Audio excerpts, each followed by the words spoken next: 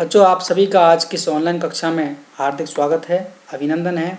बच्चों, आज की कक्षा के माध्यम से हम अध्ययन करने जा रहे हैं कक्षा 11वीं की जो पाठ्य पुस्तक हिंदी कोर है, उसमें लेखिका कृष्णा सोबती द्वारा लिखित जो संस्मरण है मियां नसरुद्दीन। इस संस्मरण के वीडियो इस भाग 2 के माध्यम से हम इस संस्मरण पर आधारित जो महत्वपूर्ण प्रश्नोत्तरी है उसके बारे में चर्चा करने जा रहे हैं। हमने बच्चों इसके जो पहले वीडियो के माध्यम से हमने इस पाठ के सार के विषय में, इस पाठ की लेखिका है उसके विषय में, और इस पाठ के जो मुख्य चरित्र हैं मियां नसरुद्दीन जो कि नानवाई हैं, रोटी बनाने की कला में माहिर हैं, उनके विषय में हमने विस्तार से जान लिया था कि और हमने जो लेखिका के व्यक्तित्व के बारे में, उनके साहित्यिक परिचय के बारे में जानकारी प्राप्त कर ली थी। तो बच्चों, हम शुरू करते हैं जो इस पाठ पर आधारित जो परीक्षा की दृष्टि से महत्वपूर्ण प्रश्न हैं उनके बारे में अध्ययन करना, चर्चा करना। सबसे पहला प्रश्न है इसका, मियां नसरुद्दीन को नानवाइयों का मसीहा क्यों कहा गया? मसीहा मतलब गॉड, क्योंकि वो महानता के साथ में अपना वर्णन करते हैं।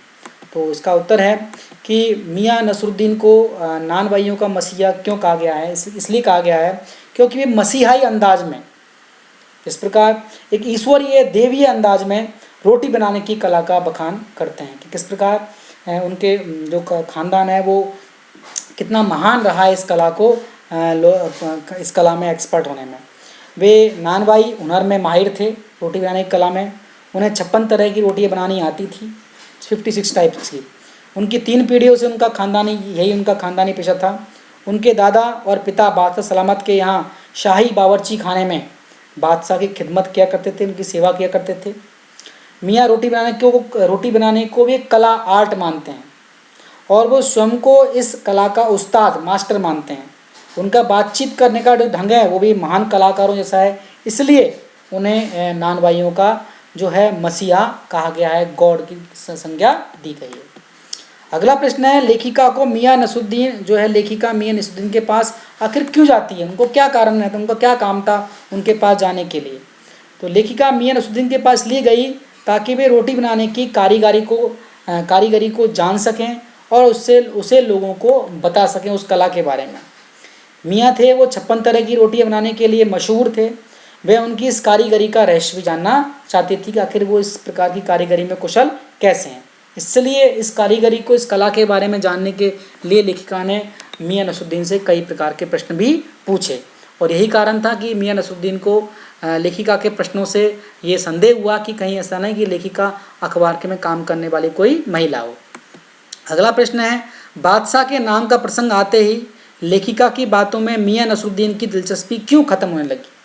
उन्होंने जब वर्णन किया कि हमारे जो खानदान के बुजुर्ग लोग थे वो बादशाह सलामत के यहाँ शाही बावर्ची खाने में काम करते थे, तो लेखिका उस बादशाह का नाम पूछने लगती है।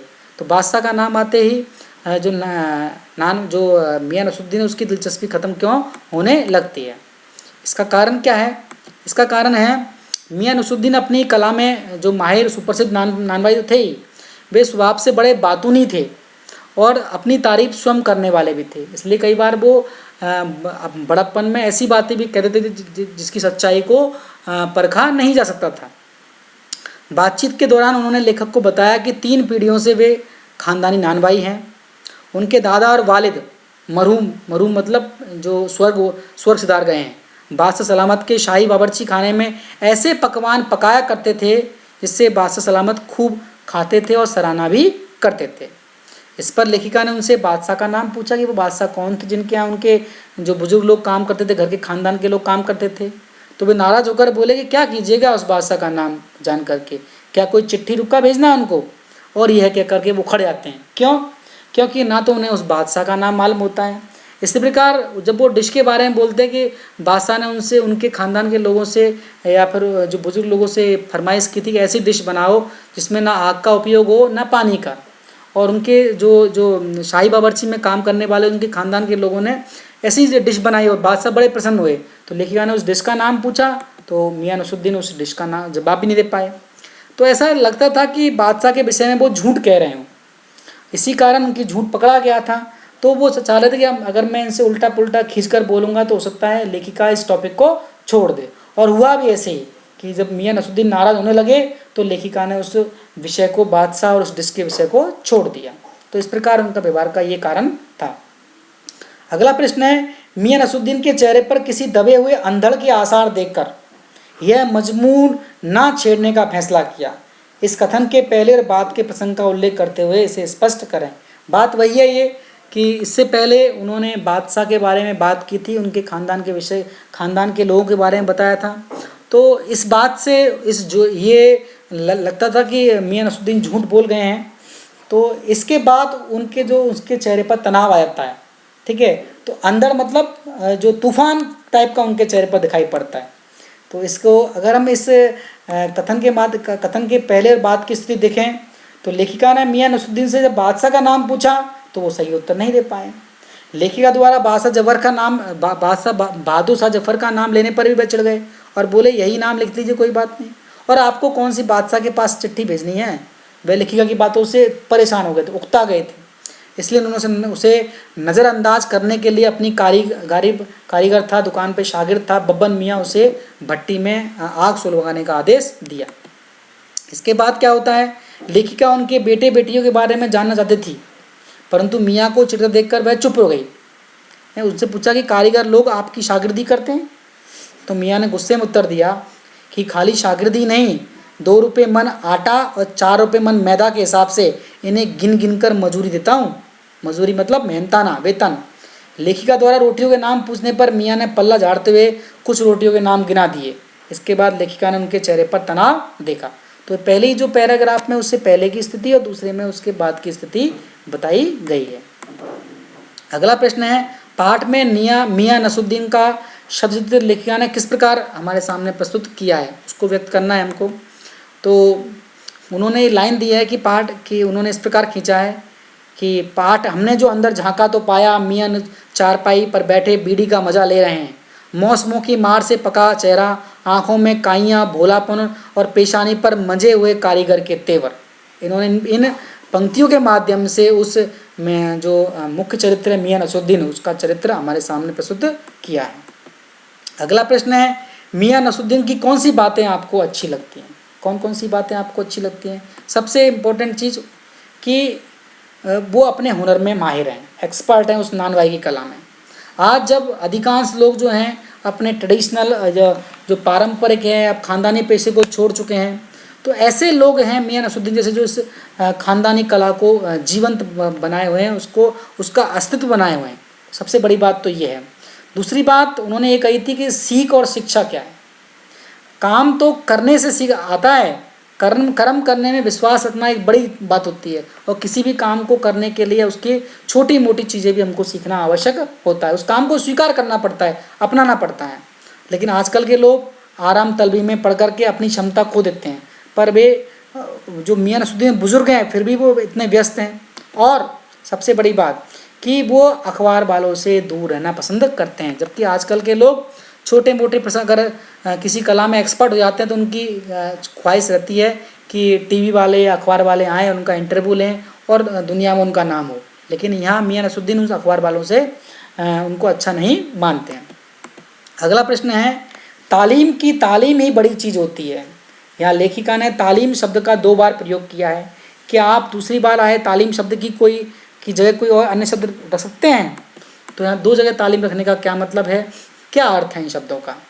तो यहाँ तालीम शब्द का 2 बार प्रयोग किया है। पहले तालीम का अर्थ होता है शिक्षा या प्रशिक्षण, ट्रेनिंग, तालीम। दूसरे तालीम का अर्थ होता है पालन करना या आचरण करना, कि हमने कोई ट्रेनिंग ले ली, उस ट्रेनिंग को हमको अपने व्यवहार में लाना।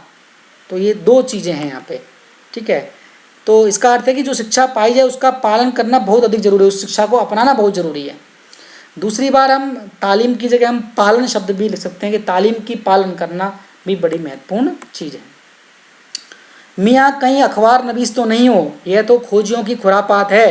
अखबार की भूमिका को देखते हुए इस पर टिप्पणी करने की क्यों मियाँ नसरुद्दीन को अखबार वालों से खींच होती है, क्या ऐसा हो गया है? तो आज के अगर हम देखा जाए तो यहाँ दोनों चीज़ें हैं। मियाँ नसरुद्दीन के अनुसार अखबार बनाने वाला और पढ़ने वाला दोनों निठल्ले मतलब यूजलेस हैं, समय को बर्बाद करने वाले हैं, ठीक है। उनका ये दृष्टिकोण बिल्कुल गलत है। वे खोजियों को खुरापाती कहते हैं, शैतान लोग कहते हैं। हालांकि वो थोड़ा हद तक ठीक है कि पत्रकार नए नए तथ्यों को प्रकाश में लाते हैं, इससे लोगों का शोषण खत्म होता है, लोगों को सच्चाई पता लगती है, नई खोजों से लोगों का ज्ञान का प्रसार होता है, ज्ञान बढ़ता है। परंतु कई बार फालतू चीज़ या भ्रम फैलाने वाली बातों को तूल देना, उनको हाइप करना, तो ये सामाजिक दृष्टि से गलत है। सनसनीखेज खबरें न्यूज़ चैनल वाले, अखबार वाले ज़्यादा प्रस्तुत करते हैं, जिससे समाज में अशांति उत्पन्न होती है, शांति भंग होती है। बच्चों अगला प्रश्न है, मियां नसरुद्दीन तीसरी पीढ़ी के हैं जिसने अपने खानदानी व्यवसाय को अपनाया है। वर्तमान समय में प्राय लोग अपने पारंपरिक व्यवसाय को नहीं अपना पा रहे हैं। ऐसा क्यों हो रहा है? क्या कारण है ऐसा कि वो लोग अपने खानदानी पेशे को नहीं अपना पाते हैं? आज के परिवेश में अनेक हुनरमंद लोग हैं, अपनी संतान को उसी कला को व्यवसाय बनाने की सलाह नहीं देते, तो संतान स्वयं ऐसा नहीं चाहती। कई बार क्योंकि उनकी आजकल लोग अपने पसंद का ख्याल रखते हैं। इसका मुख्य कारण क्या है कि खानदानी व्यवसाय में एक तो धन का लाभ नहीं है, धन के लाभ के अवसर बहुत कम हो गए हैं। लोग खानदानी पेशों को, पैसे से बनी चीज़ें महंगी होती हैं, लोग उनमें रुचि नहीं लेते। दूसरा कारण है कि आजकल खानदानी हुनर के जो लोग हैं, जो आम आदमी उनका प्रशंसक नहीं है, एडमायर नहीं करते, उनकी चीज़ों को उपयोग में नहीं लाते। ठीक है, तो इसलिए उनकी जो उपयोगिता खत्म हो गई है, इसलिए खानदानी जो पेशे हैं वो समाप्त हो रहे हैं। आजकल जो आधुनिकता और भौतिकवाद का युग चल रहा है, इसमें कला को मान नहीं मिल रहा है, बल्कि लोग सस्ती, सुंदर और फैशनेबल चीज़ें पसंद करने लगे हैं। इसलिए खानदानी पेशे हैं वो लुप्त हो गए हैं, गायब होते जा रहे हैं। बच्चों उम्मीद है इस वीडियो के माध्यम से जो मैंने आपको इस पाठ के संबंध में जो प्रश्नोत्तरी पर जो जानकारी दी, चर्चा की है, वो आपके लिए उपयोगी साबित होगी। इस वीडियो को देखने के लिए बच्चों आपका बहुत बहुत धन्यवाद, बहुत बहुत आभार।